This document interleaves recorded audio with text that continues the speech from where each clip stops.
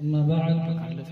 أعوذ بالله من الشيطان الرجيم بسم الله الرحمن الرحيم إنا نحن نزلنا الذكر وإنا له لحافظون وقال النبي صلى الله عليه وسلم اقرأ وارتقي ورتل القرآن كما كنت ترتل في الدنيا فإن منزلك عند آخر آية تقرأها أو كما قال النبي صلى الله عليه وسلم. میرے محترم بزرگوں اور دوستوں اور عزیز طلباء، اللہ رب العزت کا احسان، اس کا فضل و کرم ہے کہ اس نے ہمیں اور آپ کو اس بابرکت اور متبرک محفل میں بیٹھنے کی اور قرآن جیسی بابرکت مقدس کتاب کے متعلق کچھ چیزیں سننے کی توفیق عطا فرمائی. اللہ رب العزت سے دعا ہے کہ اللہ تعالی ہم سب کو عمل کی توفیق نصیب فرمائے. قرآن یہ اللہ کا کلام ہے، یہ قرآن اللہ کی کتاب ہے، یہ منزل من السماء ہے. اللہ رب العزت نے اس کتاب کو اہل دنیا کی ہدایت کے لیے، لوگوں کی رہنمائی کے لیے نازل فرمایا ہے، اور اس کتاب کی نگرانی اور حفاظت کا ذمہ بھی اپنے آپ خود لیا ہے. چنانچہ اللہ رب العزت کا اعلان ہے انا نحن نزلنا الذکر وانا له لحافظون، کہ اس قرآن کو نازل کرنے والے ہم ہی ہیں اور ہم ہی اس کی حفاظت کرنے والے ہیں. یعنی اللہ رب العزت نے اس کتاب کی حفاظت کا ذمہ اپنے آپ لیا ہے. اب جو بندہ اس قرآن کو یاد کر کے اپنے سینے کے اندر محفوظ کر لے، اور اللہ رب العزت جس کو توفیق عطا فرما دے اور وہ شخص اس بابرکت کتاب کو اپنے سینے میں محفوظ فرما لے، وہ گویا اللہ کا کتنا مقرب اور کتنا خصوصی بندہ ہے کہ جس چیز کی ذمہ داری اللہ رب العزت نے اپنے آپ لی تھی، اس ذمہ داری کے اندر اللہ رب العزت نے اس بندے کو شریک کر دیا. گویا وہ بندہ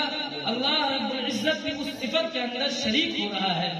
یہ اس کے لیے کتنی بڑی نعمت ہے کہ اللہ رب العزت کی اس صفت کے اندر وہ شریک ہو رہا ہے. حافظ قرآن کی بڑی اہمیت اور بڑی فضیلتیں آئی ہیں. اللہ کے نبی علیہ السلام کا فرمان ہے کہ کل قیامت کے دن حافظ قرآن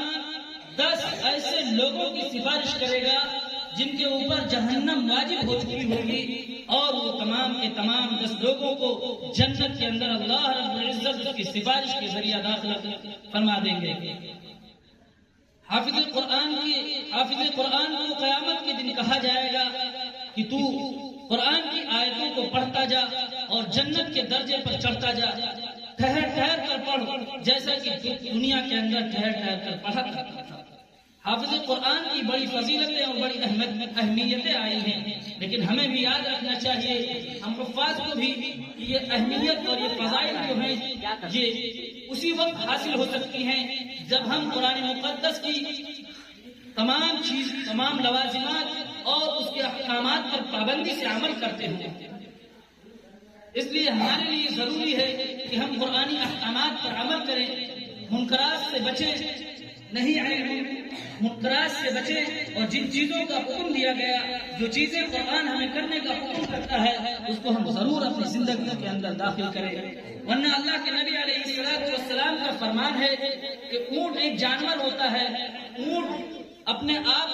بڑی سمجھ رکھتا ہے. اونٹ کے اندر ایک خصوصیت ہوتی ہے کہ جس شخص کو وہ بھانپ لیتا ہے یہ اس کی ذمہ داری ادا نہیں کر رہا ہے. اپنے مالک کو اگر اس نے بھانپ لیا کہ یہ میرا خیال نہیں کرتا، مجھے وقت پر چارہ اور پانی نہیں دیتا ہے، تو وہ اگر نکل گیا تو ایسا نکلتا ہے کہ دوبارہ واپس نہیں آتا ہے. اسی کی مثال اللہ کے نبی علیہ السلام نے دی ہے کہ قرآن کو اگر حافظ بننے کے بعد اگر ہم نے اپنے سینوں سے نکالنے کی، اگر ہم نے اس کو پابندی سے اس کی تلاوت نہ کی، اس کو پڑھنا چھوڑ دیا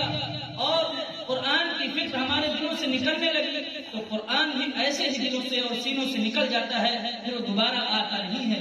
اس لیے دوستو اللہ رب العزت سے دعا کریں کہ اللہ رب العزت ہمیں اور آپ کو قرآن پڑھنے والا، اس کو یاد کرنے والا اور اس پر عمل کرنے والا بنائے۔ اللہ رب العزت ہم سب کو کہنے سننے سے زیادہ عمل کی توفیق نصیب